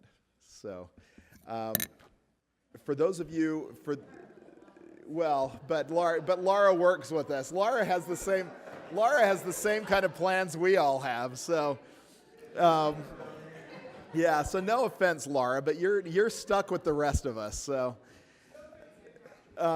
so what we're gonna do is I'll call each of you up. We'll interview you, ask you questions. The way that the process works is that you will be listed on our consent agenda tonight in our formal meeting. You don't need to be there in person. You're welcome to attend if you'd like and to join us for our formal meeting, but you don't have to. So at this point, I see RJ back here. RJ Perry is up for a board appointment for the Citizens Compensation Advisory Committee. So RJ, if you can come up to the table. And then following RJ, we'll hear from Esther Stoll and Jennifer Sika. Did I pronounce your name right? Oh, okay, great. And then Alex Cragen later, and last but certainly not least, Laura Fritz. So, all right, RJ, thank you very much for being here. I know that you've met with our council subcommittee on CCAC. So at this point, I'll just let you introduce yourself and tell us a little bit why you're interested in serving on the CCAC. Okay, my name's R.J. Perry. I've been in Salt Lake for 35 years, resident of Salt Lake.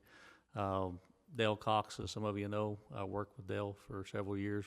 And anyway, he recommended I get on this committee. I work construction my whole career. I'm a union business agent. My job is to enforce contracts, write contracts, of course, make pay scales and benefit packages and everything that we're kind of encompassing here.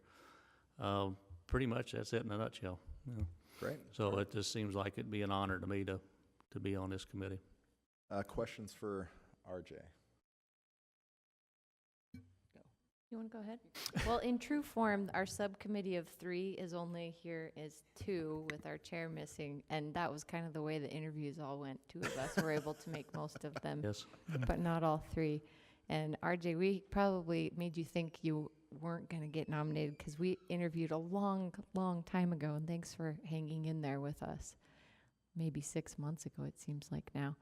But we interviewed many qualified individuals, and we're impressed with you, your background, your even-keeled demeanor, and your sincere collaboration and desire to listen, and that's what I'm encouraged that you're bringing to the CCAC. So thanks for being willing to serve.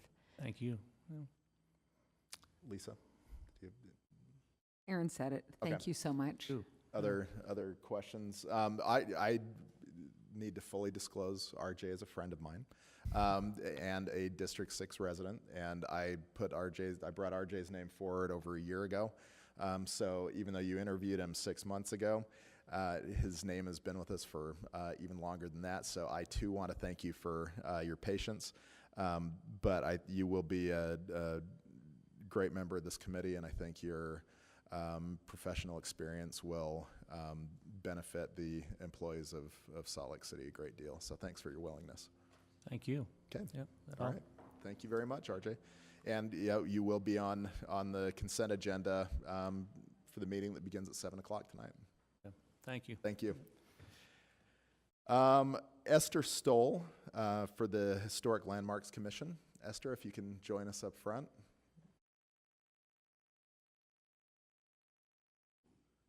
Mayor Biskupski, welcome as well.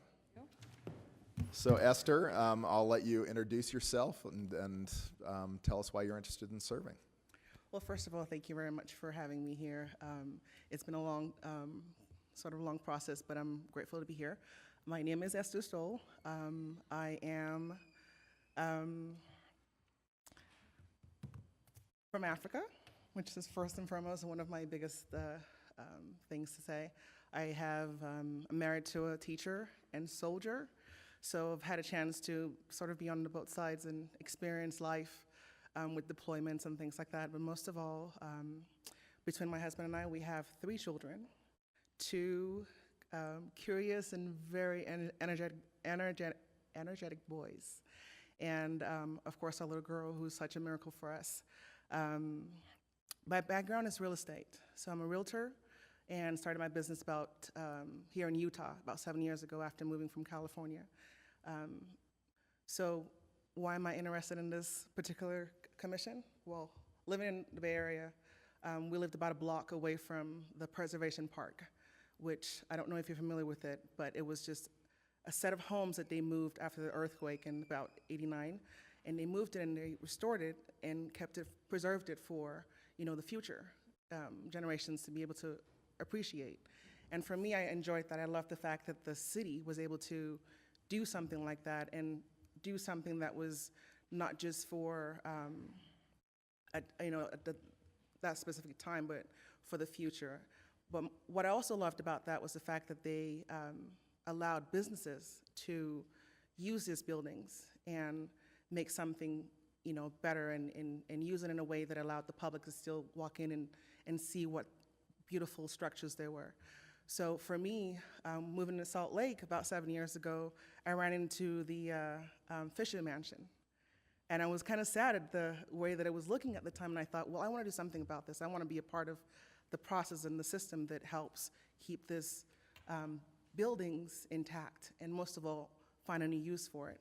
And Andrew Johnston, who has become a great family friend to us, told me about this commission, and I thought, great, I want to be a part of that. So here I am today, letting you know that I'm ready and willing to do whatever it takes to see these buildings and back into good use, and most of all, see the buildings in a way that we can enjoy it 10, 20, 30 years from now. Yeah. Great. Thank you, Esther. Mayor, do you have any? No, I'm Okay. just going to be here as a supporter of the folks coming before Great. you. All right. Questions for Esther or comments? Mr. Chair.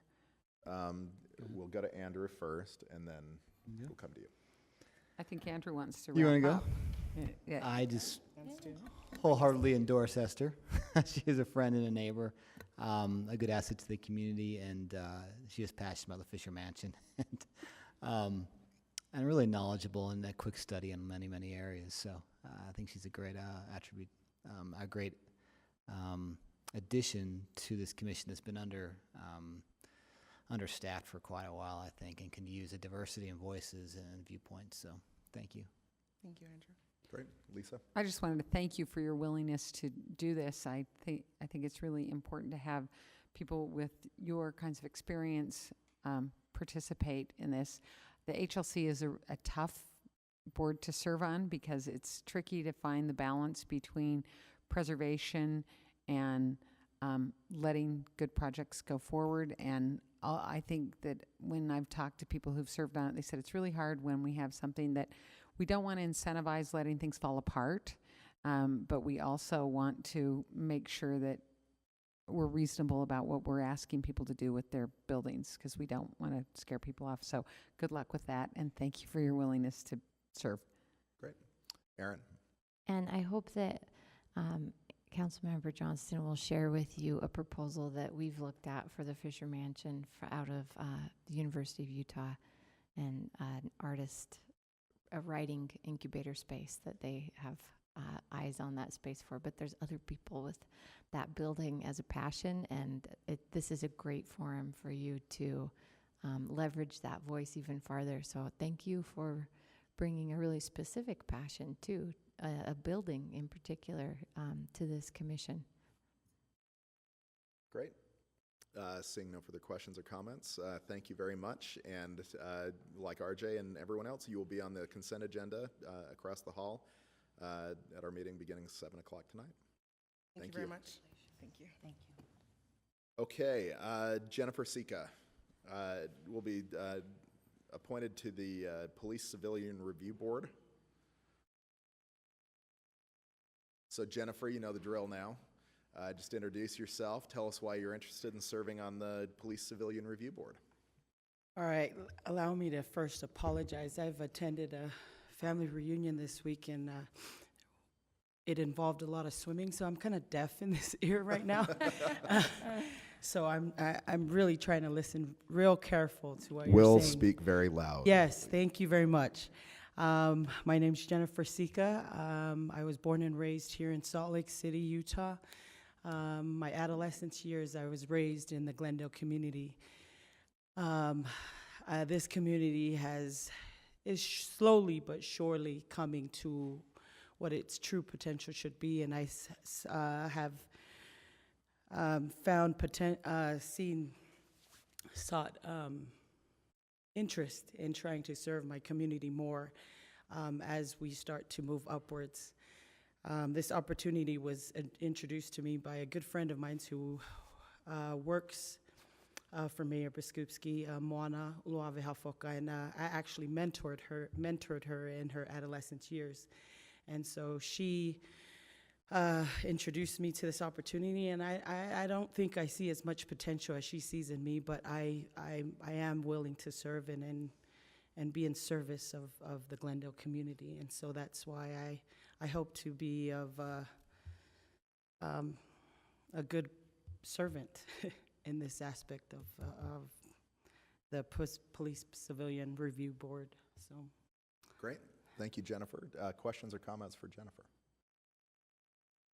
Andrew? Jennifer, we haven't met yet. I apologize for that. okay. Moana speaks very highly of you. All right. She's a good girl. I deeply appreciate your willingness to serve on this particular board. We've had a very strong advocate from a few years now, preceding you from Glendale, and she termed out. And so it's incredibly important to have your voice there and your expertise, and I love the fact that you're from Glendale. It means a lot. All right. So thank you for being willing, and I fully endorse you.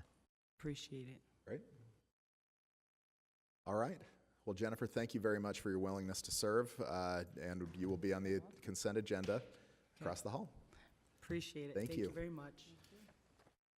Alex Cragen, for an appointment for the Utah Transit Authority Board. I had to text Alex when his transmittal came across, because it came across as Grant, and I only know Alex Cragen, not Grant Cragen, so I just had to make sure the only same person. The only people that know that is the government and debt collectors. So Andrew, or Alex, the same thing. Just introduce yourself. Tell us why you're interested in serving on the UTA board. I think that you have had a chance to meet with all of us at different times, I believe. So.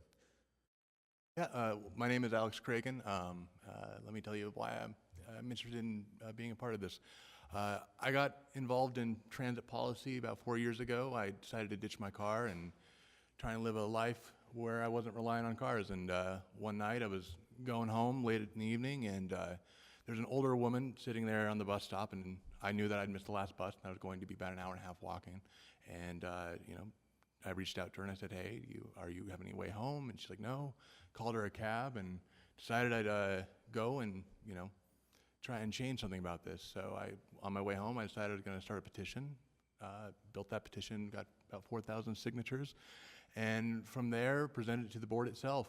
And with the help of other people like George Chapman behind me here, and people like Chris Stout and Ellen Reddick, we built an organization called the Utah Transit Writers Union, where we went and we pushed for things like late night service, weekend service, holiday service, better, more frequent, accessible public transportation. And that's why I'm interested in this position, because I'm a firm believer that in order for us to have a great public transit system in Salt Lake City, it should serve everybody, not just those of us that are fortunate enough to work that 9-to-5 job. So I, from there, I heard that the vacancy was open, so I applied, and I reached out to the mayor's office and reached out to you guys, and I look forward to working towards not only representing and making sure that Salt Lake City, the most prime user of public transportation, is represented well, but that we make efforts towards reforming the UTA itself, the organization itself. They've made some steps there in the last couple of years. However, more needs to be done. There are things out there right now, like Trustee Taylor has been proposing this Bill of Rights, which I think deserves merit and a conversation to be had at the UTA board. There's a lot of things that can be going on right now. We're at this opportune time as a city and as a county and as a state when it comes to public transportation. The next, as we all know, and the mantra goes, by the time 2040 hits, the population in Salt Lake City and Salt Lake County will have doubled. And right now the answer isn't more roads, it's more reliable public transportation that is able to move us effectively. Yeah. Great. Questions or comments for Alex? Lisa? Alex, thank you for being here, and thank you for reaching out to me. I'm sorry I have been inaccessible of late. Too many small people at my house. Don't worry, it's summer anyway, so. And, but I appreciate your willingness to do this. My question for you would be, one of the challenges I think we face, and I don't expect you to know how to solve this, but I'm hoping that maybe you can tell how you can promote that, is, as you know, we face a real challenge with last mile, particularly on the East Bench. And I was really pleased that UTA was willing to alter the hours of the S line and make it go a little bit later. Initially, my concern was if my family decided to go to a Bees game, we couldn't get home if we had taken S line and tracks to get there, or we could only get so far and then we were stuck, and they have extended that a little bit. But that gets me to the heart of Sugar House, but it doesn't get me up the hill. And I certainly could walk, which is fine unless you've got a bunch of little people or older people, and that makes it tough. How do you think you can help UTA to expand that? And I know they're looking at a lot of new ways to address that, because there are some places where it's not financially feasible to run buses, but a number of years ago, it was pretty easy to get from my neighborhood to anywhere you wanted to go using public transportation, and it hasn't been that way for a long time. So do you have any thoughts of how you can help with that? I mean, first and foremost, going and pushing for another attempt at Proposition 1 and getting funding there. I mean, that board, the UTA itself cannot push for those things, but going and getting those kind of funds will definitely work towards that. But more importantly, making sure that there's more service. That is something that is absolutely critical to making sure that that last mile is made and is possible. You know, whether or not we're talking about you know, people going from West Valley to Salt Lake City, going to work and going back home, you know, that in the evening, it is absolutely critical that, you know, bus service is a priority. And then in terms of like those last miles, we can start looking at things like you know, dense public transportation, things like options like Green Bike for those that are able to use a bicycle. And if there's not a capability there, then, you know, maybe you know, shuttle services, things like that. You know, going and finding community-based solutions on these things, maybe a ride share or something like that. So. One more question, and then a comment for you. As you know, UTA has been over a fairly rocky road, and we are eager to have confidence restored in UTA. How do you think your appointment will help with the view of people, so that if we went back with a Prop 1, it might pass? As we know, it passed in Salt Lake City, but how do you see you as helping to restore some confidence in UTA? Well, I think that one of the things that when the public thinks of the board of UTA, they have a certain image about the organization, and it's kind of like people that are not necessarily using the system itself, you know, the people that are, you know, talking from on high that don't necessarily experience it.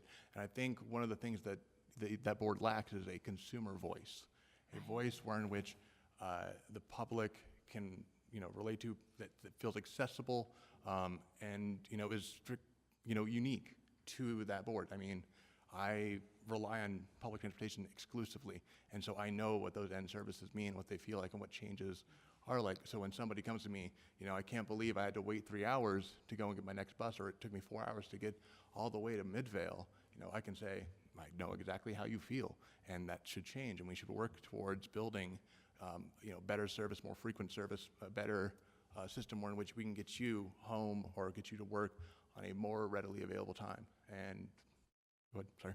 No, you yeah, finish your thought. But yeah, no, in a more readily available time. And I think that I can bring that kind of a voice to that board, as well as, you know, I have a fairly good, productive relationship with that board. You know, they know me, they've seen me at many of their meetings, not necessarily agreeing with me, but, you know, I'm there, and I have those relationships with them, and I feel confident that, you know, we can work towards rehabilitating the image of UTA over the next couple of years. And that dovetails perfectly into my final comment, and that is I hope that you will be a voice to say we need more frequent, dependable, longer service. I think that's huge. And add this one to your story of understanding, and UTA doesn't like it when I tell this story very much, but I raised with them that if I'm in the heart of Sugar House and I want to get to this office, it takes me about an hour if I use public transportation. When I ran the Salt Lake City Half Marathon from the heart of Sugar House to this building, it took me 20 minutes, and I am not a fast runner. So I just said, that is not encouraging. You're not going to get people to park their cars and take transportation if it's like that. So I'm pleased that you are willing to take this on, and appreciate your the perspective you're bringing to it. Mayor, thank you so much for this great candidate. You're welcome. Aaron. Lisa, that is a great setup for what I wanted to bring up, which is the transit master plan that Charlie mentioned. I'd like to get your reflections on it before. I know it's in its sort of initial phases for public discussion, post-production, but it's very important to me, and I love the process that it went through to be created, which was looking at where Salt Lake City residents need to go and are going by car, and created a system that intended to serve our residents. And it has a bunch of modalities in it, and I think that's a wise approach to a retirement plan and a transit system. So I ask for your feedback initially on it and how you see your role on the board with relation to our transit master plan. Absolutely. Well, first of all, I probably spent the good part of the weekend revisiting it. And it's a dense read, but I love it. I mean, it's like the one particular issue I love is the notion of serving vulnerable populations. Right now, when it comes to public transportation funding and formulas like that, they don't necessarily factor in those things. So I think that really, really is what I relate to. In terms of my role going and facilitating that is, I'm a firm supporter of the Master Transit Plan. I think the proposals that were brought forth seem not only realistic and viable, but are important to our city. In terms of what I'm going to do is to make sure that when I'm in those meetings and looking at these plans, that how does it square up with what we as a city want to do, and making sure that that the funding is prioritized for services for Salt Lake City. I appreciate your background and the time that we've spent chatting about your interest in this position, and I feel sort of kinship. I didn't get 4,000 signatures to change something, but came up from a nonprofit background, and I think that you have a lot of good public work ahead of you. We see petitions all the time on all sorts of subjects, and rarely do we see people stick with that subject they care a lot about for years and years, and actually come into work into the network, which they were probably, and which I was initially frustrated with, and that's what got me working on air quality in the first place. And now I'm excited that you are stepping into this role as a member of that decision-making body and as our representative. I appreciate the values that you have around transit and what you're bringing to this position. So it's never been a more critical time for our city to have a good relationship with UTA as we look at implementing, which I hope we do, look at implementing our transit master plan, which will have a different kind of relationship, potentially with UTA, could be with another bus entity, but we need this relationship to work. And we need reform. We need all of those things. And you come from a background that appreciates all of that, so I am excited to appoint you here. Thanks, Aaron. Andrew? Approve, advise, consent, whatever that word is. Thanks for talking earlier, Alex. Talk to me about how you transitioned from being a watchdog, essentially an external watchdog, to an internal member of the group you were looking after.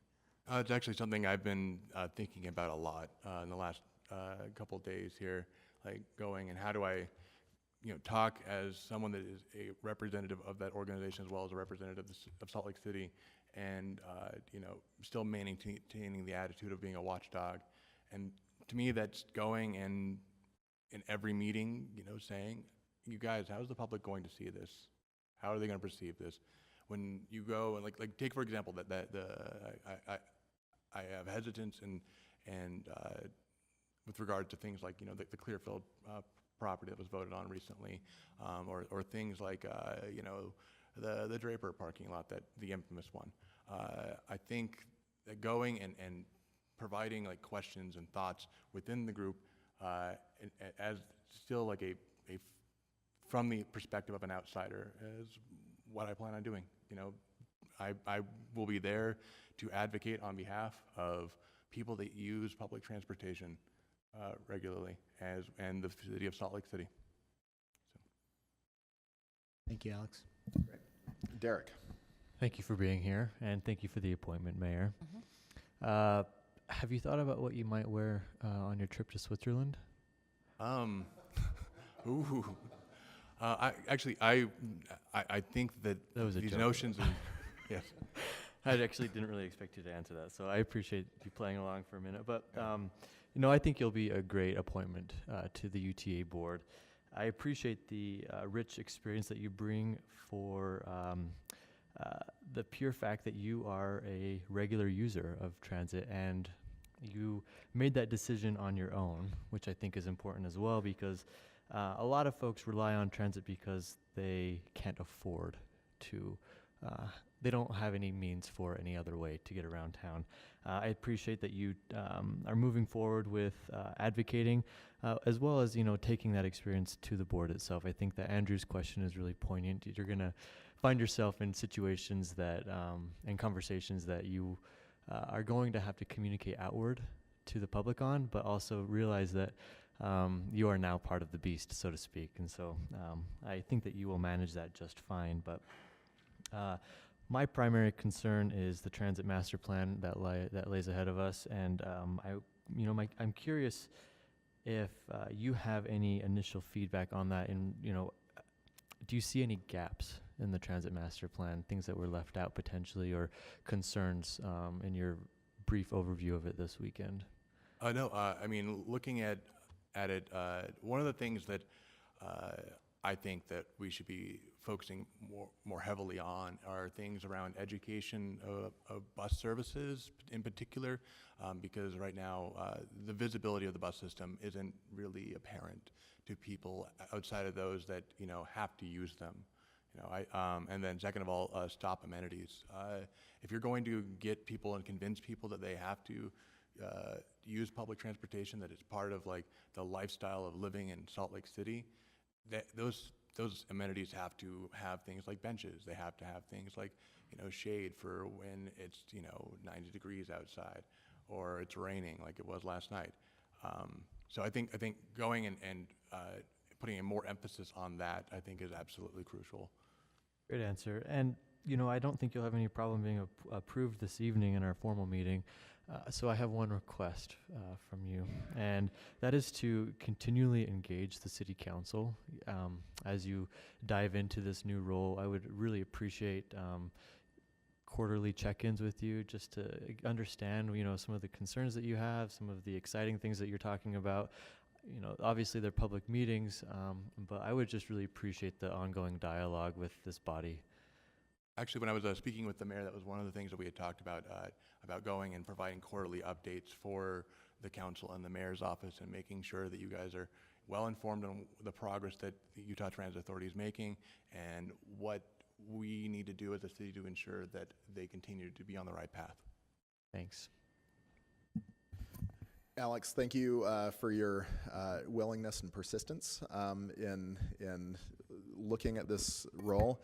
As we've talked, I mean, Salt Lake City has probably the most unique relationship with UTA, in that we receive a lot of service from UTA, but at the same time, a lot of the service that we receive is commuter-based. It's not necessarily moving our residents to and from where they need to go.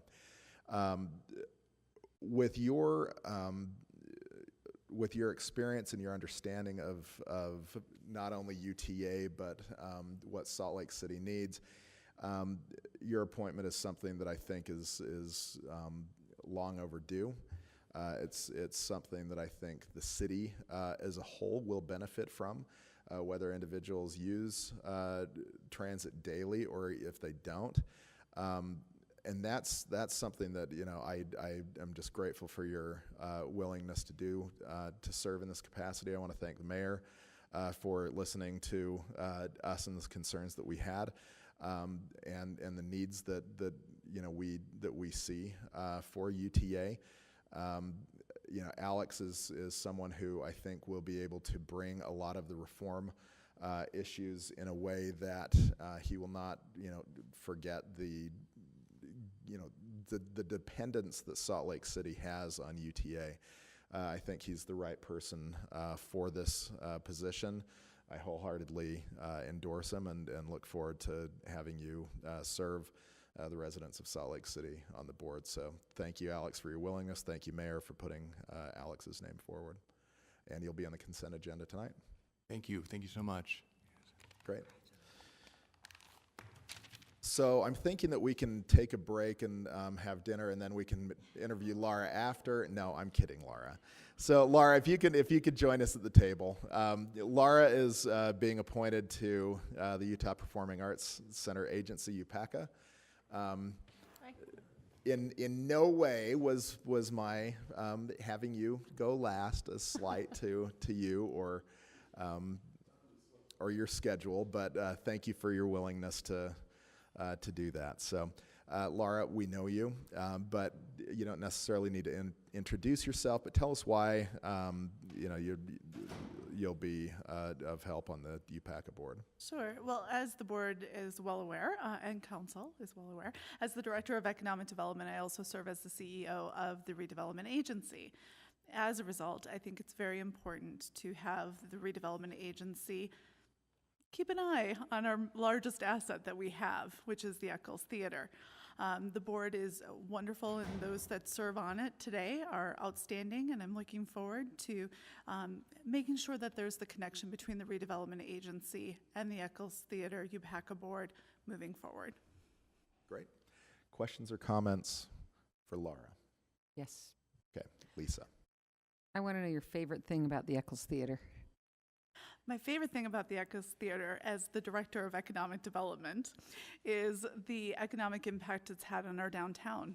Nights that the Eccles Theater is lit are amazing evenings in our downtown. I think Linda Wardell from the City Creek Center really said it best, which is the Eccles Theater and 111 Main were her early Christmas present last year. And so I think that is probably my number one. The number two is I'm a Broadway buff, so the fact that we have these wonderful Broadway performances in our backyard, very important. Thank you, and thanks for willing to take this on. I know it's actually more a responsibility, but you're really nice to take one more thing. Thank you. Erin. I was going to say the same thing. Thank you for serving in yet another way to enhance our city. And I like running into you at the theater. It is such a fantastic amenity. I can't believe that it's here and we get to be patrons at it now. But that said, we still have a fiduciary role, and thank you for filling that as in an oversight capacity on the board. I'm curious about the utilization of the fee money that it goes towards subsidizing tickets. And you don't need to report back to me now, but I would love when you get your feet wet in the board and look at the monies that have been put away that I know are there.